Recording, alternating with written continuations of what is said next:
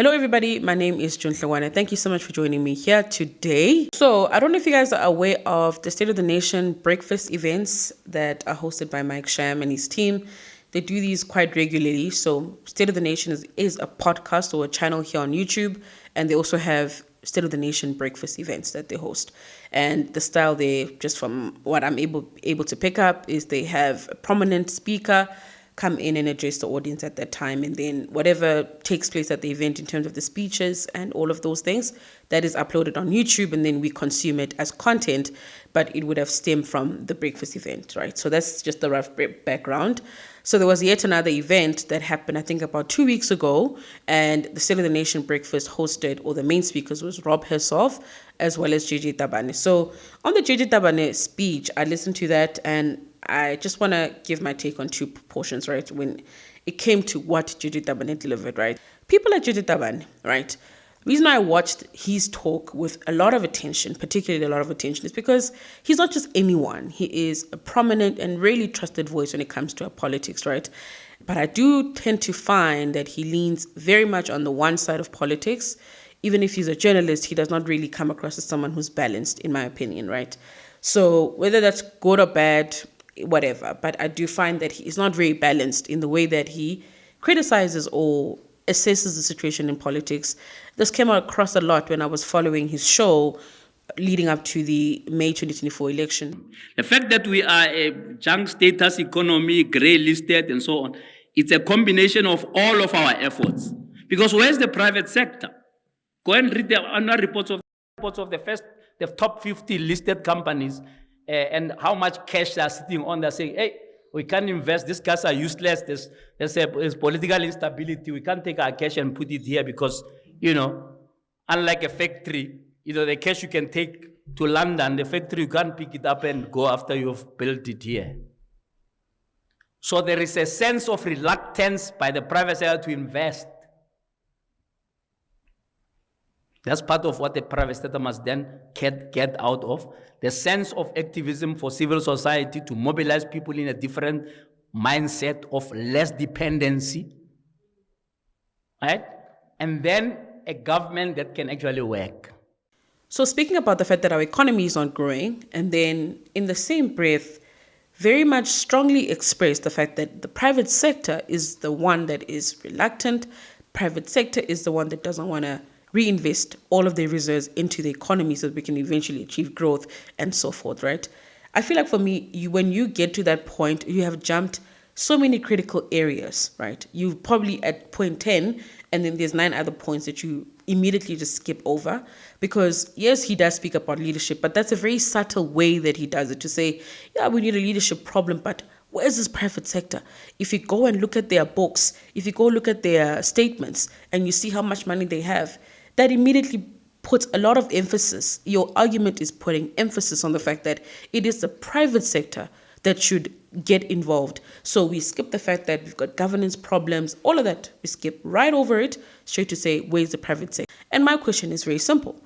If we got governance right, let's say we got governance right, and everything was working, our ministers were doing what they're supposed to do, our government was not bloated, we were not having waste, we were not having corruption, right?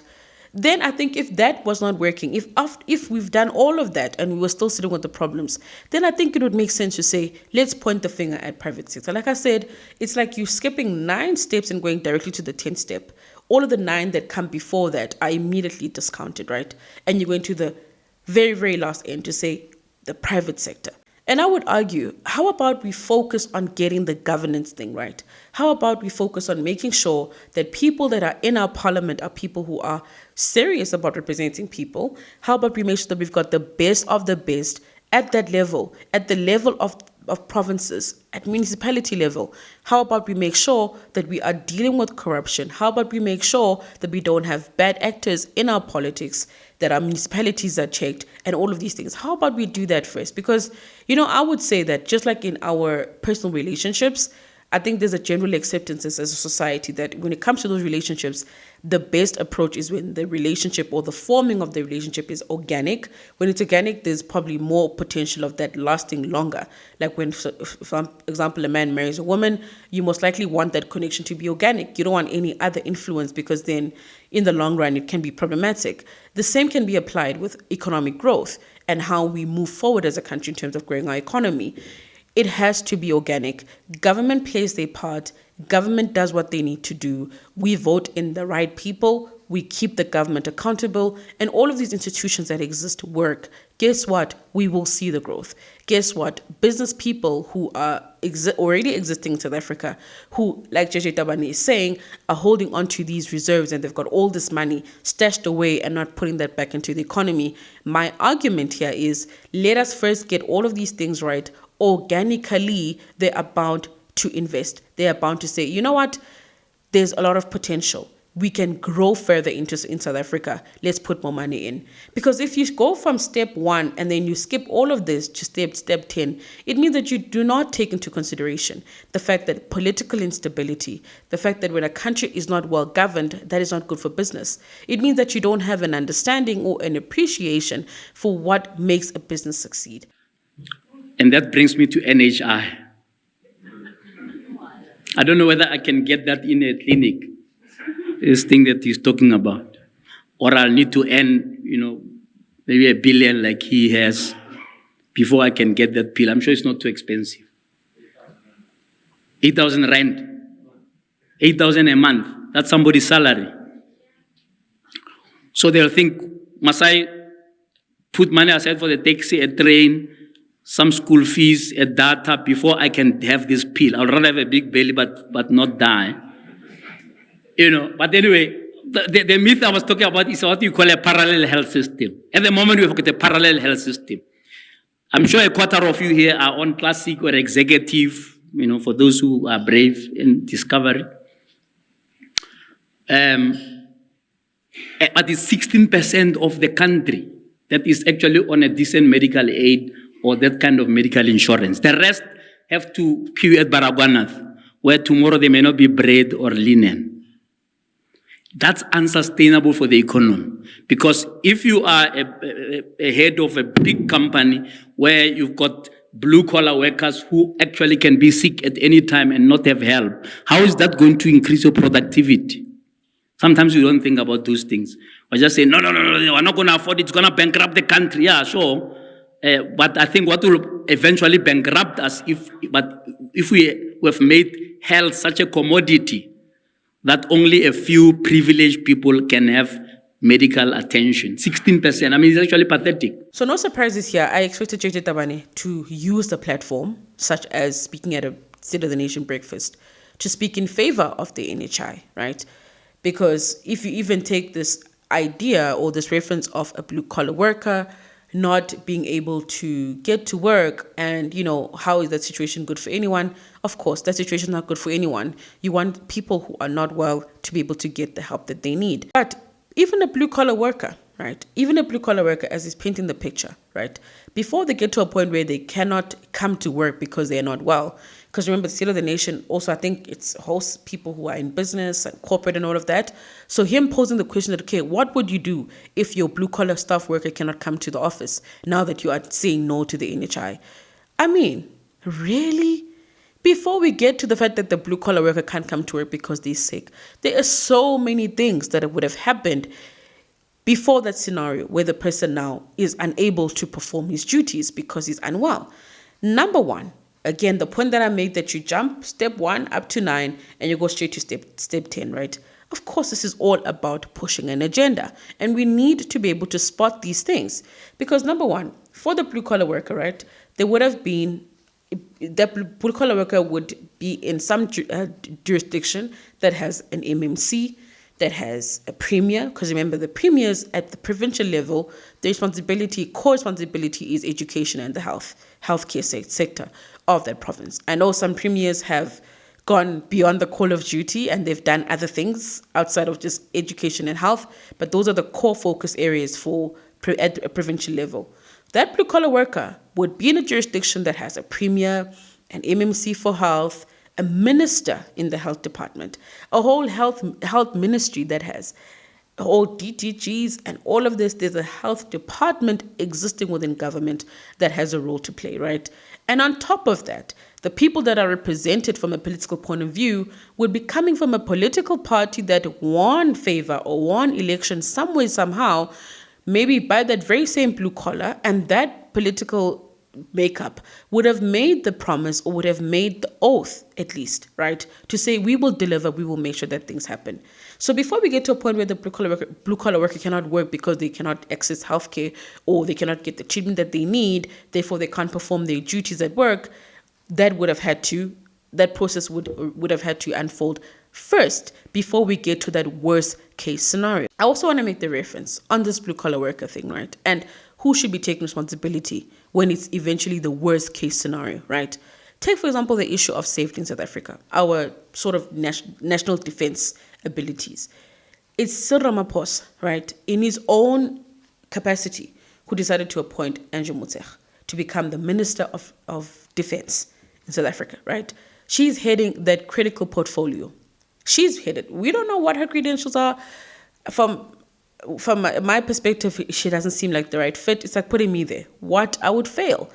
Andrew Motshekga is holding that position right now. We do not know what motivated Cyril Ramaphosa. We hope it's for the best, but let's just assume what we see with our eyes is the fact, and that is that she's not the right person for the job. She's there nevertheless. Now comes a problem where we are threatened, some forces from God knows where attack South Africa, right? The same Cyril Ramaphosa, the same JJ Thabane, they would blame the attacker. The attacker would be the one that will be put on newspapers and every news and look at this attacker coming and attacking South Africa, blah, blah, blah, blah, blah, blah, blah. No one will look at the fact that why was South Africa defenseless? After all of these years, 31 or so years, where we had the time to prepare and strengthen our defense. And then lastly, on the point where JJ Thabane argues that, no, we've made healthcare a commodity, right? Meaning that maybe that's wrong or whatever, I don't know. He must go live in Cuba, right? Where healthcare is free and everything else that comes with that. But healthcare is a commodity, but I think we can all agree that healthcare is important. Your life is important at the end of the day. It's more important than profit. But I don't think that argument alone is enough. You have to also add in the component that when something is valuable, right? Health on its own is important. You want people to be healthy. You want people to get help when they have an issue.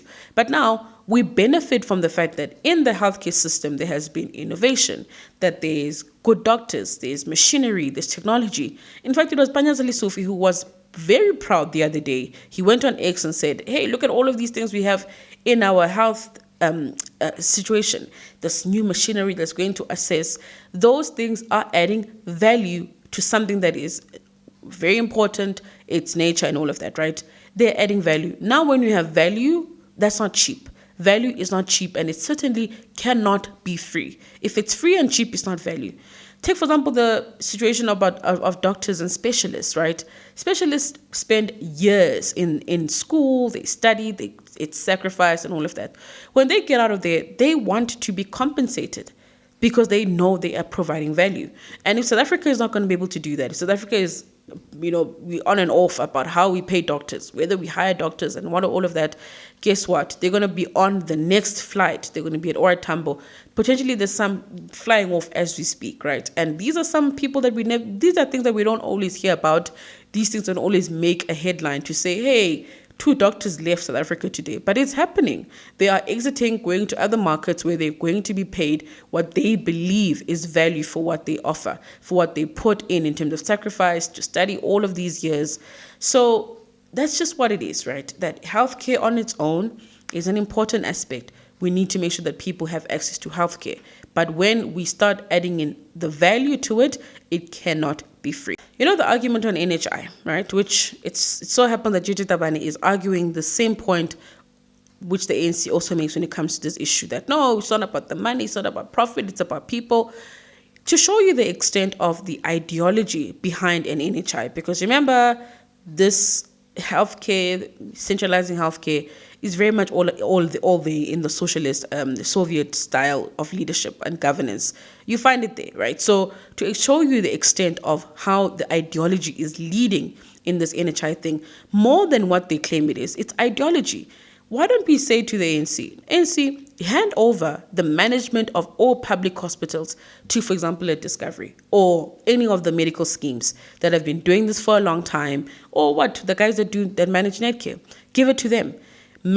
Give them just the portion of managing and the day-to-day running of the hospitals. Under the same budget, under the same makeup, you're not building any new hospitals, you're not changing anything.